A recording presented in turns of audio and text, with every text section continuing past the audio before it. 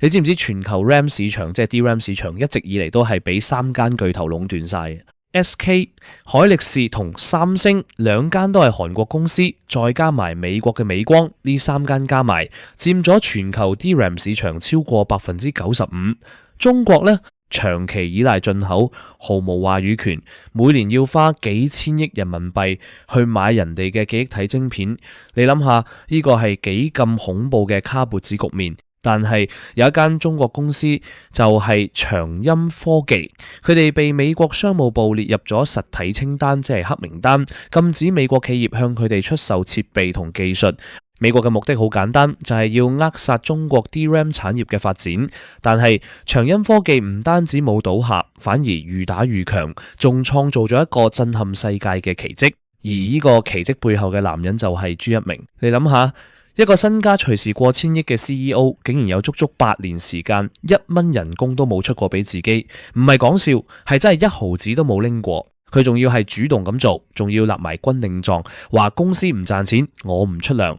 呢個人就係今日要講嘅主角，長鑫科技嘅創辦人朱一鳴。你可能會問，點解要咁做？係咪傻咗？等陣你就會明，呢個男人嘅故事比你睇任何一套商戰電影都要精彩。佢用咗20年時間，由1張台2個人開始，做到今日亞洲最大 IPO， 市值過萬億。佢唔單止改變咗自己嘅命運，仲打破咗外國喺記憶體晶片嘅壟斷，撐起咗中國嘅新希望。故事要由1972年講起。朱一鳴喺江蘇鹽城出世，細個已經係個讀書叻仔。佢考入清華大學物理系，之後去咗美國紐約州立大學石溪分校讀博士。呢間學校係楊振寧教授嘅母校，絕對係世界頂尖嘅學府。但係朱一鳴讀咗冇幾耐就決定放棄博士學位，點解？因為佢發現咗一個巨大嘅機會，去觀察到全球記憶體產業正喺度由美國同日本慢慢轉移到韓國同台灣。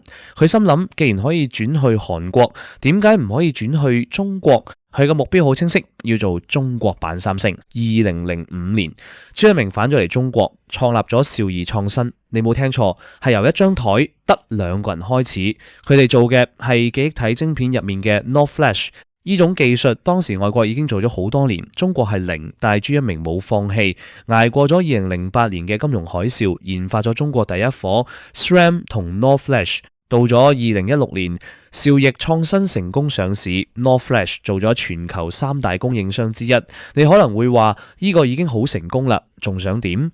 但係朱一鳴佢嘅野心遠遠不止咁，佢知道 NOR Flash 只係細市場，真正嘅大生意係 DRAM 呢個市場，長期被三星、SK、海力士同美光壟斷，中國係完完全全嘅空白。朱一鳴決定要填補呢個空白。2016年，兆易創新上市冇幾耐，朱一鳴就同合肥市政府合作，創立咗長鑫科技呢個項目，投資額大到嚇親人，第一期已經要幾百億人民幣。但係最震撼嘅決定係喺2018年嗰年，朱一鳴辭去兆易創新總經理職位，全職出任長鑫科技 CEO， 仲立咗軍令狀，公司唔賺錢，我唔出糧。之後嘅8年係長鑫科技最艱難嘅歲月，累計虧損咗366億人民幣。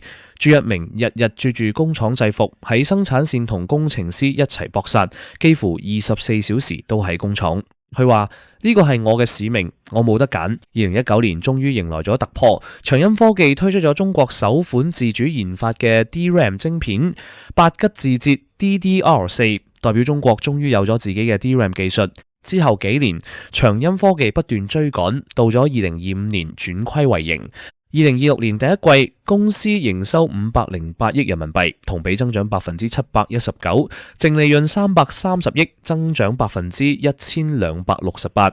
呢啲數字係瘋狂嘅。而家長鑫科技係全球第4大 DRAM 供應商，客戶包括阿里雲、字節跳動、騰訊、小米等等。你手機入面嘅記憶體可能就係用緊佢哋嘅晶片。2026年7月，長鑫科技喺科創板上市，融資666億人民幣，成為咗亞洲最大 IPO。上市首日，股價暴漲470%。